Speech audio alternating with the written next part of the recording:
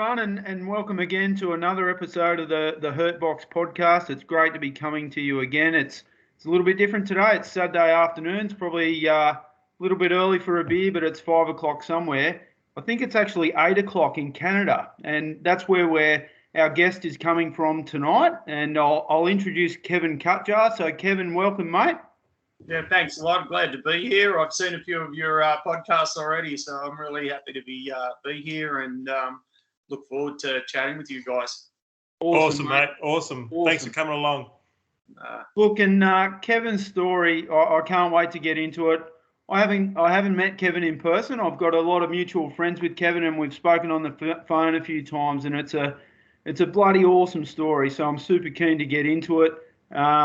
Thanks everyone for liking and sharing and subscribing, and just keep the love going.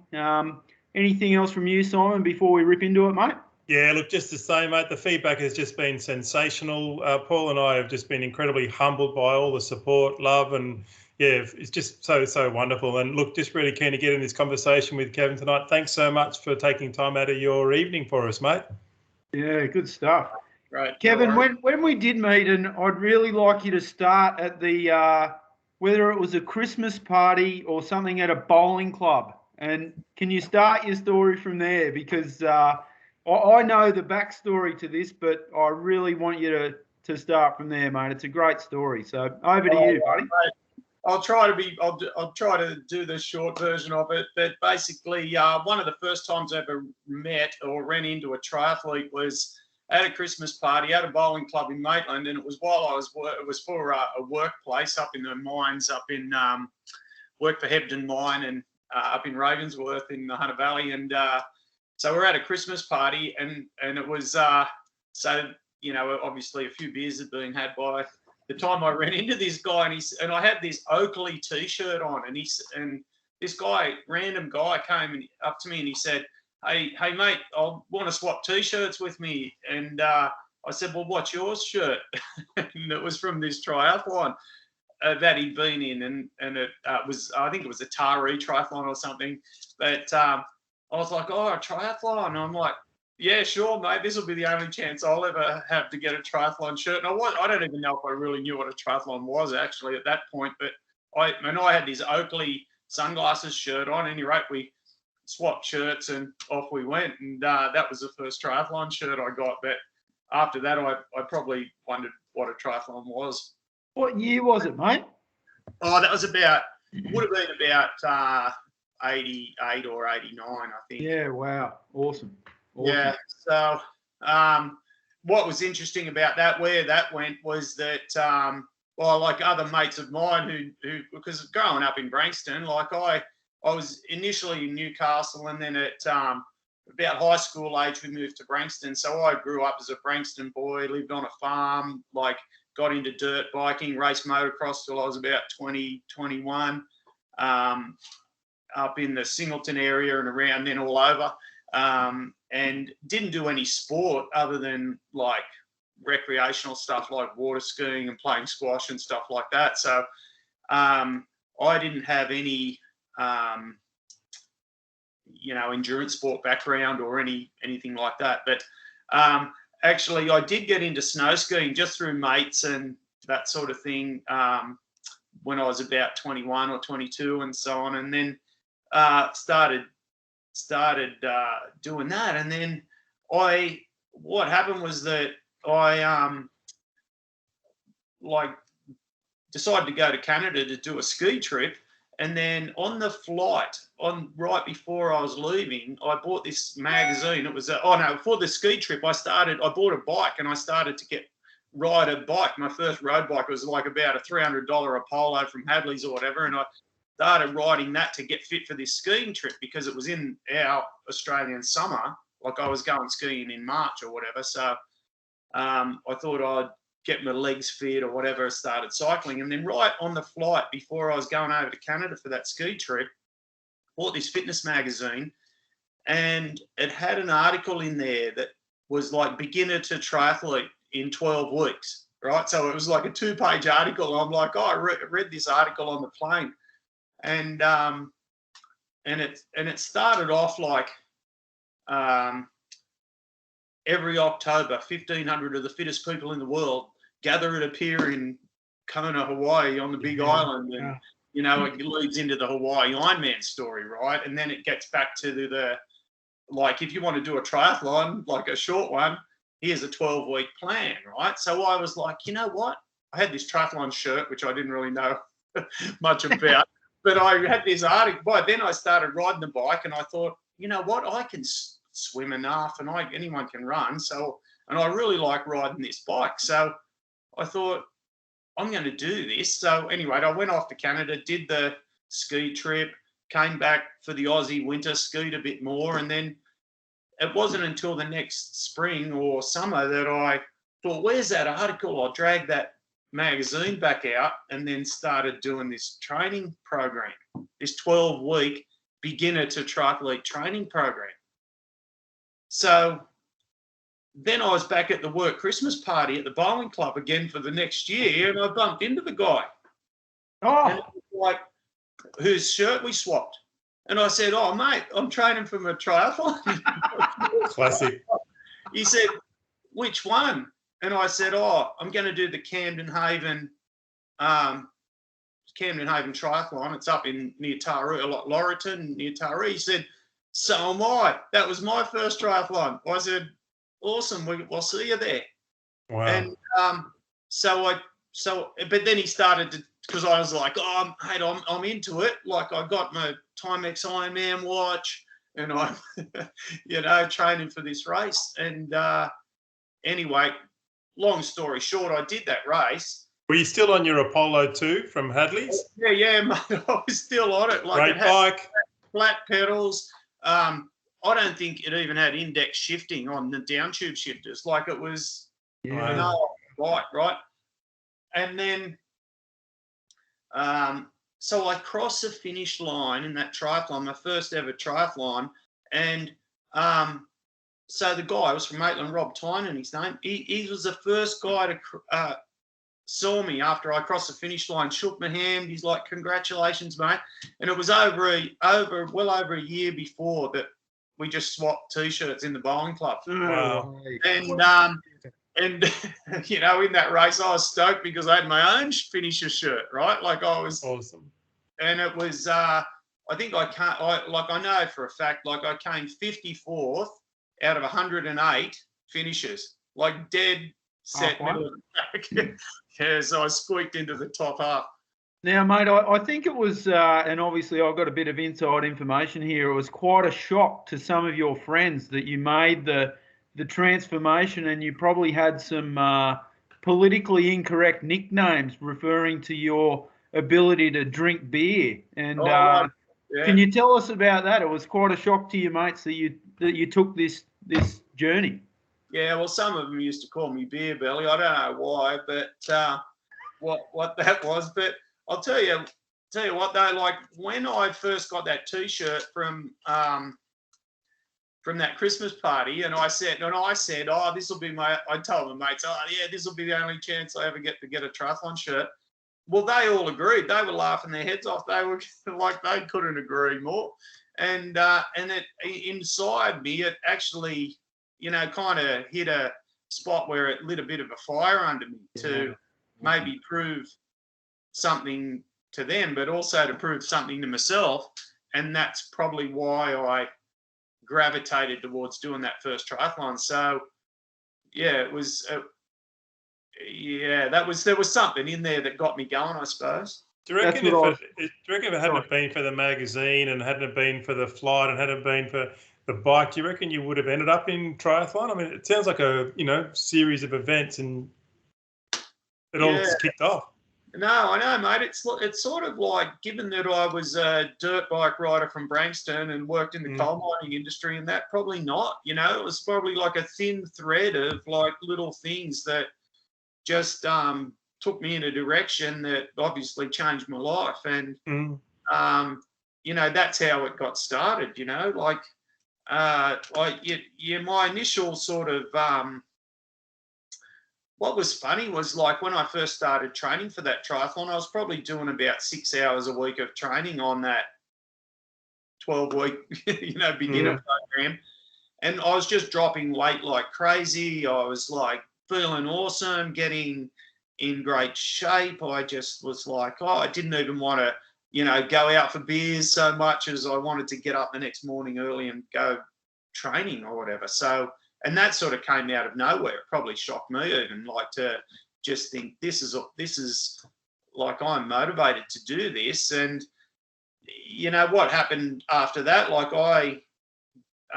one thing led to another. I did a couple of other races after that first one, and then I joined the Newcastle Triathlon Club, which was where I met a few other people, because I'd have to drive like 60k down to the coast and just to go on a bike ride, or when I joined that club, they were running the no frills triathlons out of like the Charlestown pool, and that's where I met some guys, so I'd go down to that once a month, and then I met a couple of guys there. They said, do you want to come ride with us next weekend? We're going to ride 150k. Like, I'd ridden about, and actually that whole initial sort of startup to it was the thing that was getting to me, was like the idea that I could keep going further and further. Like, I could run 15k now, I could ride 80k now, and I rode 100k. And then I met these guys and they were like, we're riding 150k, we're trying for the Ironman. I'm like, what, the Ironman? What the hell's that?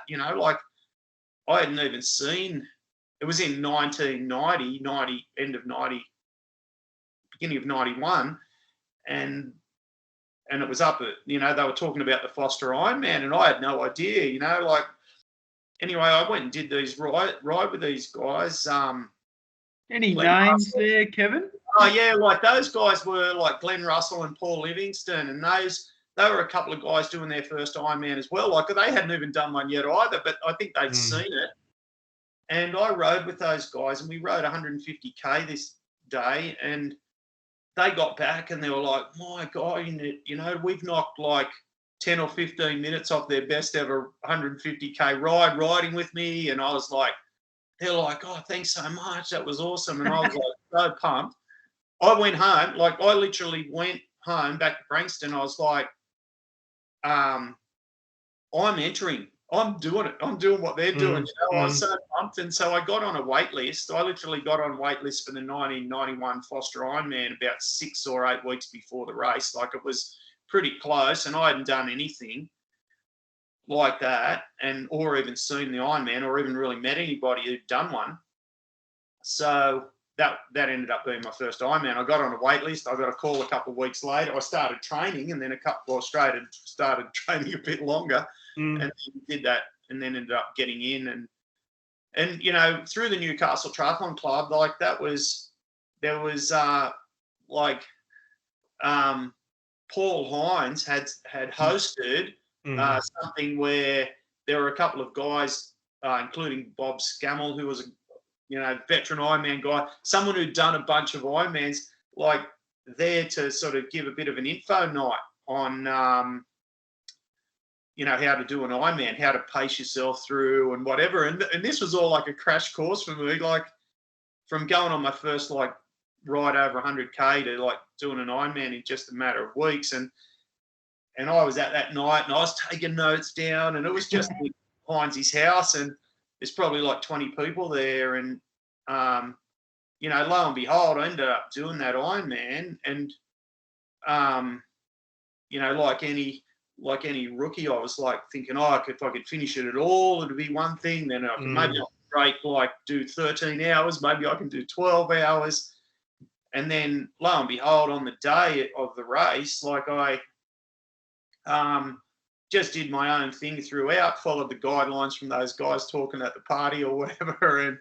And then in the end, like, about 5Ks to go, I come across Heinzie on the run, like Paul doing his first Ironman, and he was suffering with some knee or some calf injury issue or something like that. And he's walking along, and I'm like, hey, mate, let's get a finish. We're nearly done. And then he's like, okay. And then he starts running again. And I swear it was the fastest 5K I'd run all day. We ran it into the finish line, 11 hours, 42 minutes. We weren't in the top half of the field, but we finished our first Ironman together. So that's a cracking story. Can you mate, describe? Can you as a young describe for us, coal mate? miner That. Sorry, you go.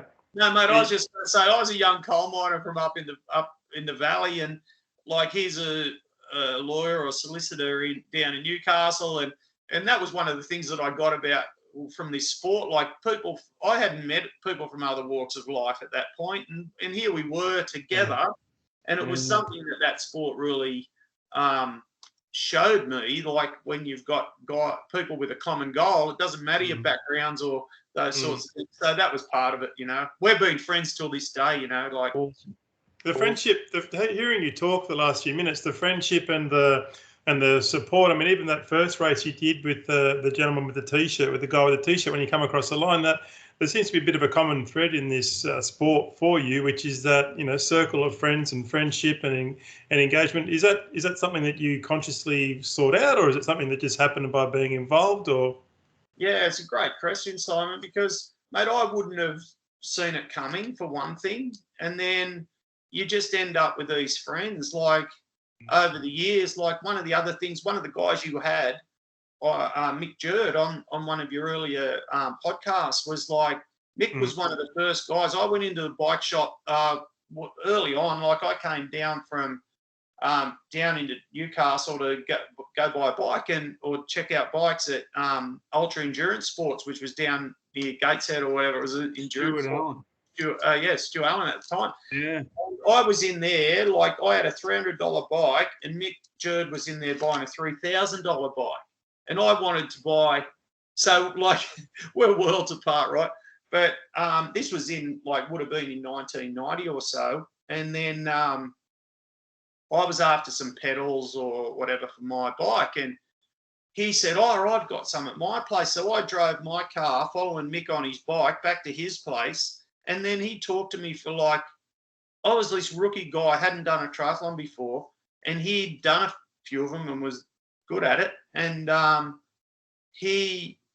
bet we spent an hour and a half in his front yard. He's telling me about, oh yeah, you want to, you know, do this and do that, and tell me all about training. I was stoked. I drove back up the valley and I was like, oh man, I'm into this, you know. But a guy like that, like, and we're still friends. Like, we went on like years later, as I'll talk about, but we, you know, ended up, I came back from Canada at one point and lived and trained with Mick, and yeah, so, you know, it's just the people, mate, like in this sport where, you know, it's a common bond, isn't it? And it's a bond that never goes away. And look, even for us, mate, with a few of the interviews with people that we haven't really met that much, it's that common ground, and it's a bond that we share. And I just wanted to get you to describe that feeling of finishing your first Ironman. I know it's such a buzz, it's a bloody long day to enjoy the last 500 metres, but can you tell us about that feeling? It's phenomenal.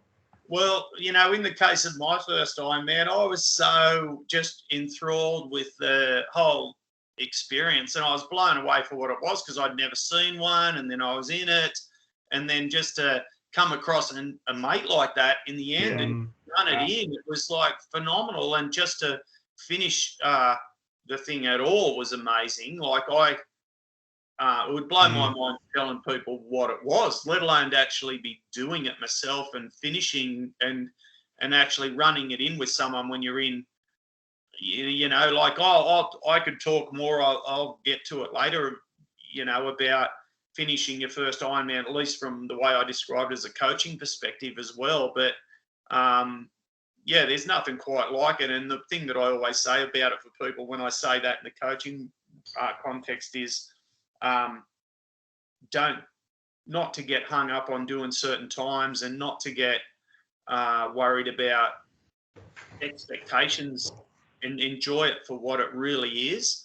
And that is that you only do your first one once, you know, and really embrace that, because a lot of people get into this and think, oh, well, I want to do a certain time, or I want to do a certain goal. And when, you know, I'll talk about my first Hawaii, how that relates. But,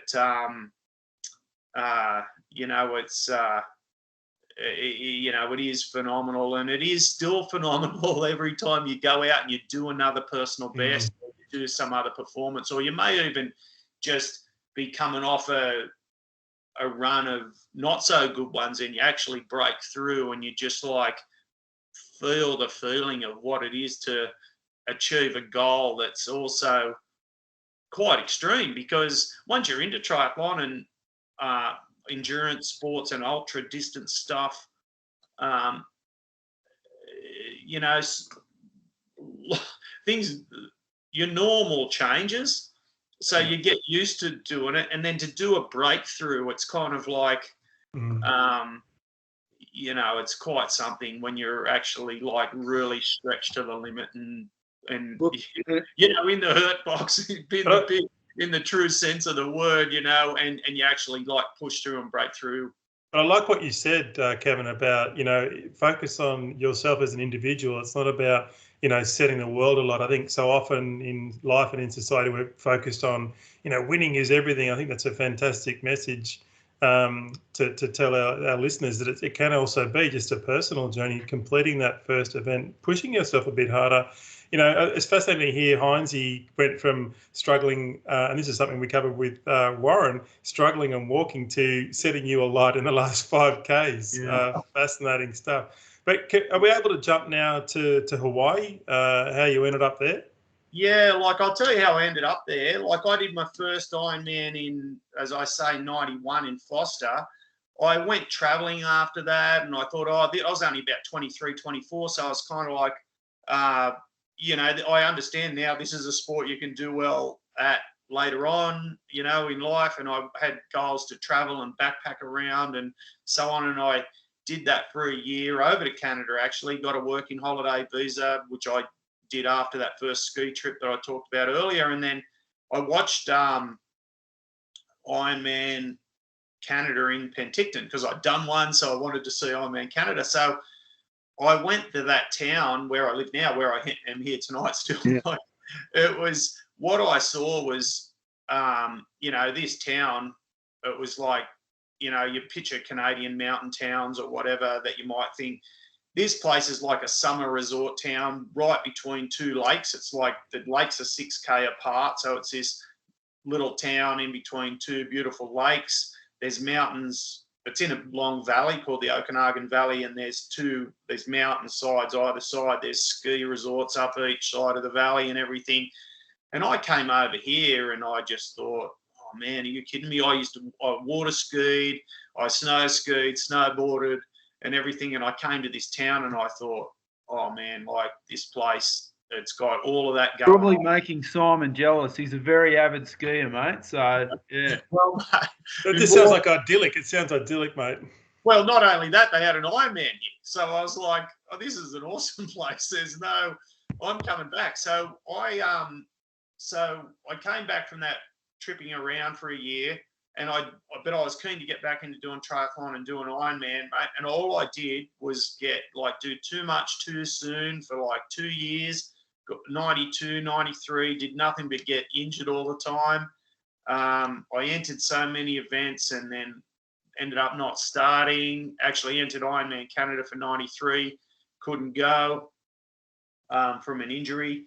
And then, and in fact, like my second Ironman was in New Zealand in 94, like early in March 94. And I ended up doing that. As it turned out, I got injured right before the race, and I did do the race and had a rough go during the run. Actually crossed the finish line there with a couple of other Newcastle guys also having a rough day, Graham Armstrong and Glenn Greedy. All crossed the finish line together in 11 hours and 7 minutes or something like that. So, you know, but nonetheless, that was my second Ironman. But getting on, that was early in 94. Then I couldn't go to Canada for 93, so I sort of deferred it or postponed it to 94. So because that had been on hold for over a year, I came over here for I think it was 2 months like prior to the race, at least all of July and August, and the race was at the end of August. So I came over here to this Ironman town and just trained for that whole time. So I was uninjured. I had a good run at training. But one of the other things that sort of also got me sort of hooked on coming over here was that when I came to this Ironman town, like keeping in mind I'd sort of grown up in Brankston in the Hunter Valley, and when I took up triathlon, like nobody was into triathlon at all, like hardly, you know, and I'd done an Ironman while I was there, and so I'm doing all these long distance rides up the New England Highway or whatever, you know, like, you know, I was a complete misfit up there, like as far as, you know, being in this sport. There wasn't a Maitland Triathlon Club or anything like that. It was very, you know, fringe sport or whatever. So when I came over here and came to just train for Ironman in an Ironman town, everybody over here was like, oh, this is what you're doing is the ultimate, you know. And I was just this rookie age group at Ironman triathlete, like on holidays kind of thing. And they were like, and I fit in, like I was I not only accepted and normal here, but like what I was doing was like what everybody would love to be able to do. And I felt so connected and at home, and everybody knew what an Ironman was, and you didn't have to explain it to anybody. And then you would meet other triathletes that were also here doing the same thing. So, you know, I had a couple of good training partners that I met here. Like I came in here on a Greyhound bus with my bike in a cardboard box, you know. I didn't know anybody, stayed at the hostel. And you know, and that was like what that summer here was like. But I had a good run at training and ended up doing, I had a goal then to break 10 hours in the Ironman and hopefully get to Hawaii, which I'd do on the way home back to Australia if things worked out. So I did achieve those goals, did a 9:58, and went to Hawaii. So, you know, talking about where that was going was getting to Hawaii was, you know, I thought, oh man, it's in 8 or 9 weeks. I'm going to get fitter. I just did top 10. I'm on top of the world, you know, and I thought I'm going to be able to go to Kona and just do sub 10 again, you know, like I'll be fitter, faster, you know, and all of that. So I got obviously a real, well, not necessarily obviously, but the reality of it was that I did get a reality check, you know, that I went there and, you know, it's hard there. It's really hard there, you know. Can you describe that? And we asked Jurdy the same question, mate. Obviously the difference with Kona, for those who don't know, is just the environment and the intensity of it. Can you give us a description? You know, it's like running in an oven type thing. Give us your version. Well, I tell you what, it starts before that. Like you get off the plane there, and the sweat just starts rolling down your back. Like you look out the window of the plane even before you get off, and it's just like black, and that's the lava field, right? You get off the plane, and you're just like, oh my God. And then you feel the wind, and you're like, holy crap, like this is full on. You know, then you just know and then what happens is you get into town, and then everybody there is just ripped to the bone. Like everybody's so fit looking, like Simon. Exactly like that. But you just start, the intimidation factor just starts, and you're like, I'm not even worthy to be here. Look around, you know, everybody out. And so, and then you take, say, you know, all these A-type personality people who are so full on at the best of times, and then get them all in one environment, in one little village in, you know, Hawaii, to do the toughest event in one day in the world. And you're like, and it's just like wound up so tight, it's not funny, you know, like the intensity there, let alone what the weather is. So, you know, you get in, race day comes around and you get into the race. Like I'd done under an hour swim in, you know, my qualifying race, and I got out on the swim. I got out to the turnaround boat, and there's a clock there, and it's got 36 minutes on it. And I'm like, mate, I'm on track for like an hour 12 swim, and I'd broken an hour already, you know. So as it was the current. So I did do a 106, I think. So I was 36 out, 30 back. Nonetheless, I'm off pace. So I get onto the bike, the bikes are so windy. Like, it was very hard, the bike ride. Like, I can't remember my time on the bike there. But one thing I do remember, it's 1995 and 94 then, and I was training by heart rate, and you had your polar heart rate monitor, and I was watching my heart rate and starting out on the run. I had like a limit, like say I didn't want to run. I thought I could run probably 5-minute Ks at 150 to 160 heart rate. Well, I was walking up the first hill trying to keep my heart rate under 160 on the run. And by then I'm about half an hour behind my goal time. So I walked, and I didn't want to walk at all, obviously, like I tried sub 10 in Canada not that long ago and so on. So, I struggled. One of the things was like once you walk in an Ironman, you're kind of like, oh, it's okay to walk again or whatever, and you battle that the whole way for 42 Ks. And the thing that I was going to say about doing your first Ironman, and it also applies to doing your first Hawaii as well, was that I ended up doing, my overall finish time was 10:57. So I was about an hour slower than I was in Canada. Wow. But when I was running down the finish line, I was bummed. I was bummed out. Bugger. And it was terrible, right? It took me a good 6 months probably to even realise,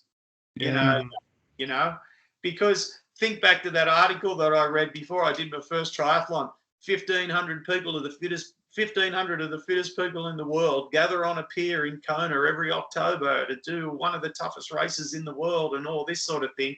And there I was, 4 years later, crossing the finish line of that race, and I'm pissed off that I didn't do a certain time. And isn't it interesting that now you have that perspective and give that to your athletes? Mate, just conscious of the time and the breadth of your career, I could bloody talk to you all day, and we will. But I just want to sort of summarise it if we can. I'm going to say 7 Hawaiis. Yeah, I think it was about 7 Hawaiis. I'm actually qualified for Hawaii again, but I just can't seem to get there. Like they keep pushing it back or whatever. So PB at Hawaii. I think. Well, I could talk about that because I did my best ever result was 50th overall, like in the pro men's race when they had a pretty big pro men's race ahead of the women. But I think it was with a 9:45 time. It was one of the toughest days. Like I've since gone, I think last time I finished there, I was probably like 9:38 and there was like 300th and there were 6 people in my finish photo, wow. It all depends on the day. And here's another great stat. 35 Ironmans in total across the world. Yeah. It's funny because even my last one, I hadn't done an Ironman for 6 years. Like I'd had plenty of but there was a whole period where I did a whack of them, 4 or 5 in a year and that sort of thing. And, but I really put it down to like getting better at them, and getting to a level where you can go sub 9 hours and that sort of thing really just came through having a lot of experience and learning about patience and learning about patience with the process of training and also being patient on the day. And those sort of things that I, in terms of like having experience at racing, although, I never got to the level where I could win an Ironman, but like coming from an dirt bike rider in the heart of up in Branxton or whatever, like to come top 10, 10 times or whatever was kind of like winning the Ironman for me. Oh, mate, that's phenomenal. Top 10 overall at any Ironman.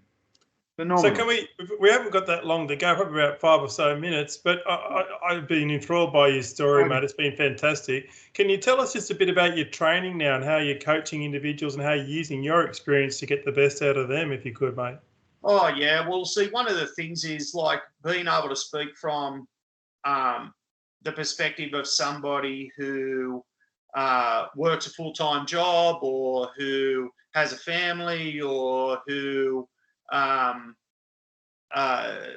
is starting the sport off later in life and all these sort of things, and not like these days people get bogged down in a lot of statistics and devices and data and all that sort of thing. So I think, although some of those things can really help us to make it a little bit easier to do certain things in our training, the underlying fundamentals of endurance sport, like consistency in training and progression and structure, and every workout has a purpose, and having patience with the process and all these sort of things far outweigh what your device can tell you or what your coolest new smart old trainer school.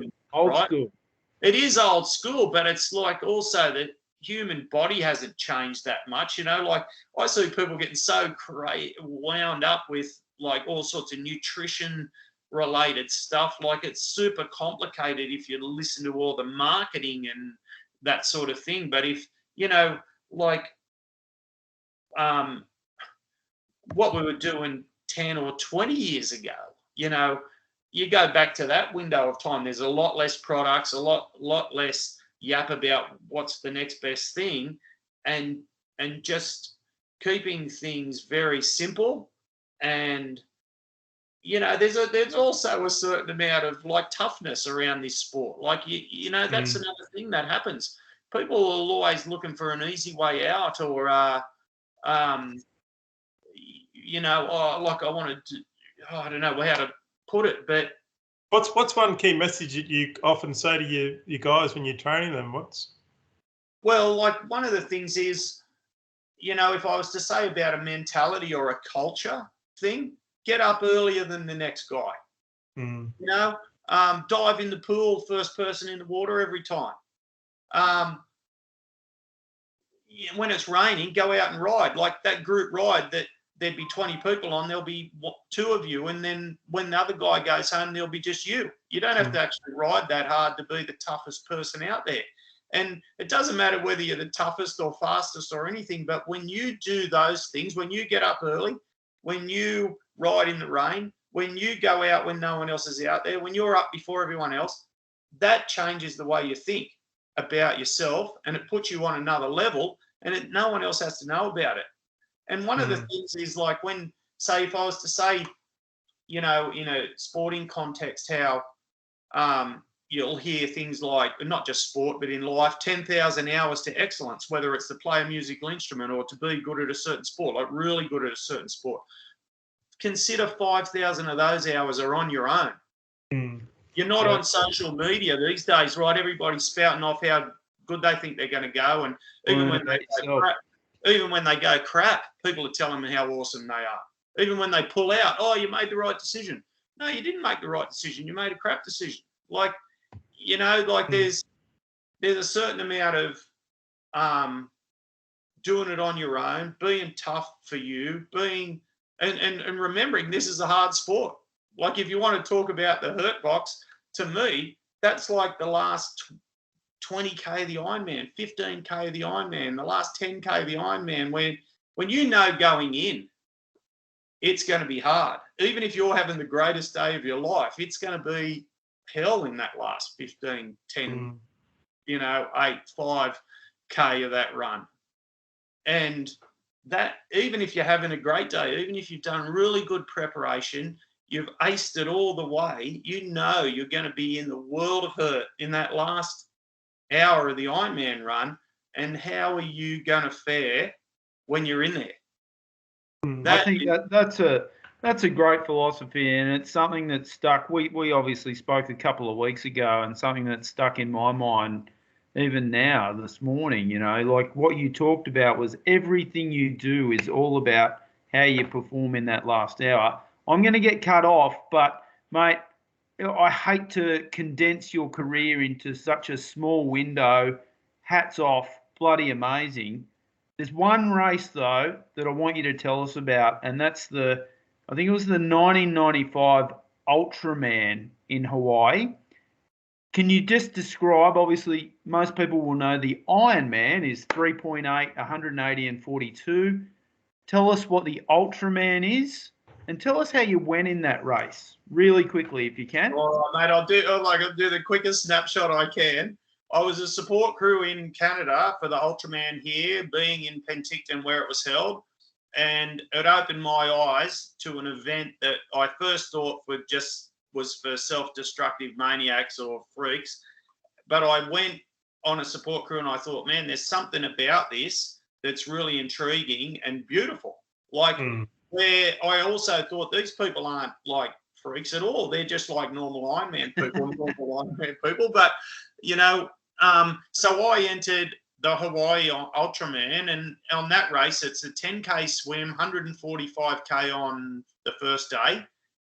The race actually circumnavigates the island. So from where the Ironman starts, 10K swim down the ocean, 145K ends up on top of a volcano, Mauna Loa on the Big Island. Then you carry on the second day, 278, I think it is, kilometres around to Harvey, which is the turning point of the Ironman. That was the best day of my life. Like, I did have a great overall race at this race, but I can tell you that race, that second day on the bike, like, for me is probably the greatest day in endurance sport I've ever had. Like, where I think the course record was 8 hours and change. I went 7:29. It poured rain for the first 5 hours. It was a phenomenal day on the bike, and I finished the second day in second place overall. And so the guy who was still leading was a guy who had a phenomenal swim, and then the guy who won the race the year before was in third overall at the start of the third day. So we've got to run 84K down the Ironman bike course, which 84K. Just I'd never ran longer. I'd never actually ran longer than a marathon in anything. So, and the way it worked is I did Ironman Canada in end of August 95, Hawaii Ironman 6 weeks later, and then this Ultraman was 6 weeks after that. So I didn't actually have any chance to do any like longer training anyway. I just had to rely on this Ironman fitness. But the way it went on the day, you know, and this was another mental game really. Like, I went into the third day actually like thinking, holy crap, that fast bike ride yesterday might not have been a real good idea. But even though it was done, I went into the third day. I knew that there was a couple of fast runners, and the guy that had won it the year before was with me as well. I started that run, like, and it's your 2 days. At what pace? Well, the thing was, like, I started running. My goal pace was to run 5-minute Ks, like, which would have been a 7-hour double marathon, or 7 to 7:30. You know, by the time you get to the end, like, so 5-minute Ks. I think I ran the first 4 miles, the first 7K at like 4:20 pace. The thing was, I was running with these other guys, and at that point they knew I could, well, at least they thought or knew I could bike ride okay, because I'd sort of thrown down a really good one, which I really had never ridden over 200 Ks either. So to do 280 at like that pace that I did was really out there. And I just wanted to send I didn't know whether I was going to fake it or what I was going to do, but I wanted to send a message and get in their head that I could run, or at least I thought I could run. So starting off the run, the guy who was actually leading in the first day said later on, he said, I checked out after 1 mile. He said, I knew I was done. And that message worked. And then the guy who won it the year before, who was in third, he also knew, holy crap, like, it's game on. So he ended up putting time into me. Then he started to come back a bit, but in the end, it wasn't enough. I still ended up ahead of him after the third day, so I ended up winning the thing overall. So no Australian had ever done that race, and it was a so-called world championship. So it was I went in as a rookie, but I had a lot of belief in myself, and also some people who'd helped me to sort of frame up what that event was. And and then just execute it the best way I could. And I've never been in so much pain. Until that point, I'd never, ever been in so much pain in terms of running that last, like, 42K. I lost a big toenail in the Ironman Canada. I lost a big toenail in Hawaii. And then in Ultraman, I lost all the rest of them. This is 84 Ks through the lava fields, mind you, mate. I don't think many people can get their head around that, and that's why I wanted to bring that up. It's something that, look, I think obviously you've moved away from Newcastle. You've been living in Canada for quite a long time, and I think some of this story, and hence why you're on today, has been lost. And the magnitude of what you've done there, mate, it just blows my mind, and I can tell by the look on Simon's face, it's blown his mind too. So, look, it's a phenomenal story to end on, mate. Yeah. I just wanted you though to give your coaching business a quick plug. Yeah. Oh, mate, yeah, okay. So triathlonwarrior.com. If anybody ever wants to, like, ask me a question about training or anything about racing, or just check in with me or whatever, just contact me through triathlonwarrior.com. We'll put the link in the YouTube video below, mate.